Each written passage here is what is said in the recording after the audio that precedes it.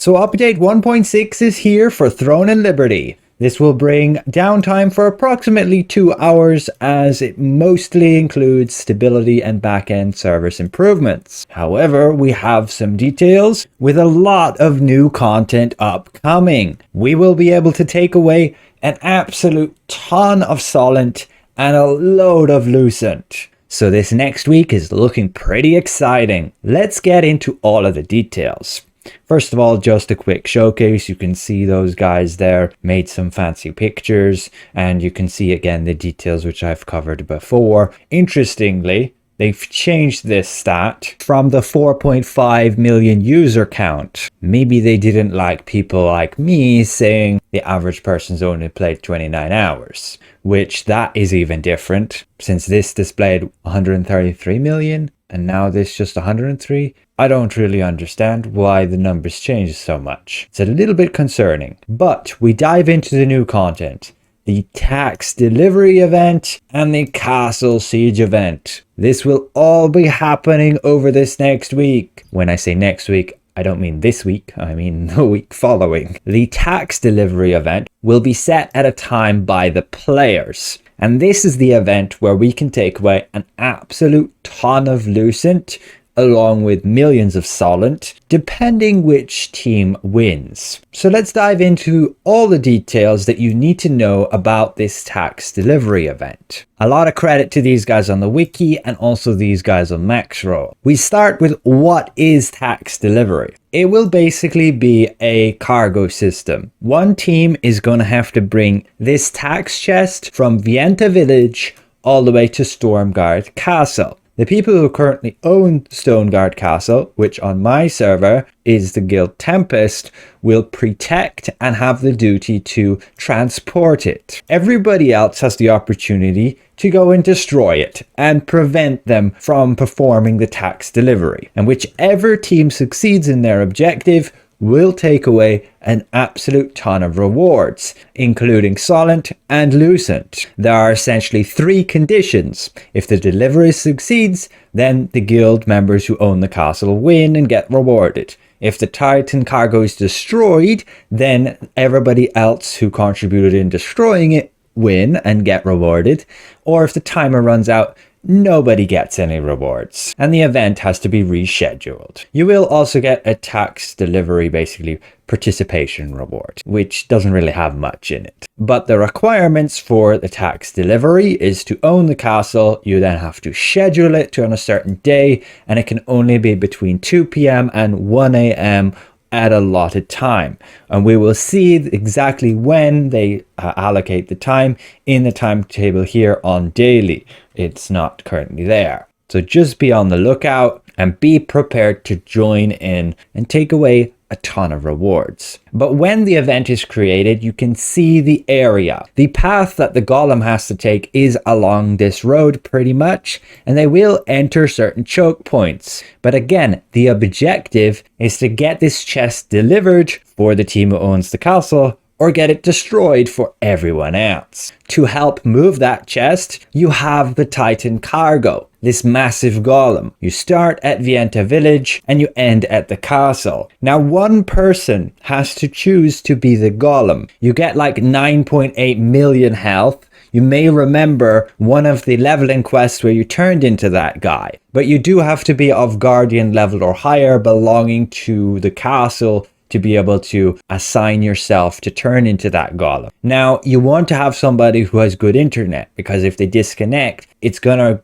basically respawn back at the sealstone point. So there's the first one, second one, and the third one. But you aren't completely defenseless as this guy.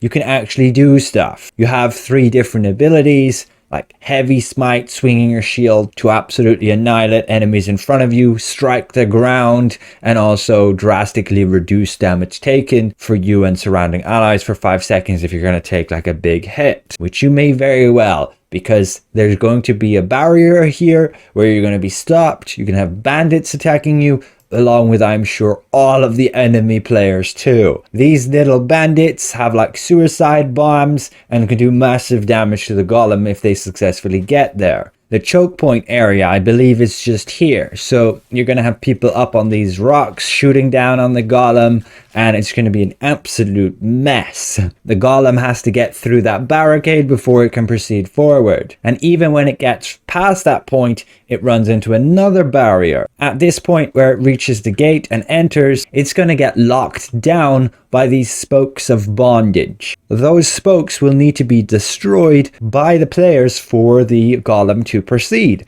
So enemies of the tax delivery will seek to prevent players destroying it so they can maintain dealing high damage to the golem and hopefully get it destroyed. If that doesn't stop it, well, they have to face a mini-boss. Defenders will have to either kill it or lure it away, as it can deal some massive damage to the Titan cargo if left unchallenged. And then finally, the last challenge, as they're approaching the castle itself, they will have to face this Chaos Golem. And it definitely won't make it easy by putting debuffs, slowing it down. You don't have to kill the golem, but it would be a lot harder to continue on without doing so. Again, all the while, players are trying to destroy the golem while other players are trying to defend it. So in summary, if you're controlling that tax delivery golem, make sure you have good internet to not reset your progress. Ranged damage dealers on the attacking side will have the most advantage during the event. Defenders will want to make sure they have a solid strategy to defend both the Sealstone and the tax golem simultaneously. And if you're attacking the golem, make sure to take advantage of height elevation. And otherwise, the Chaos Golem doesn't actually have to be destroyed if you can successfully get past it.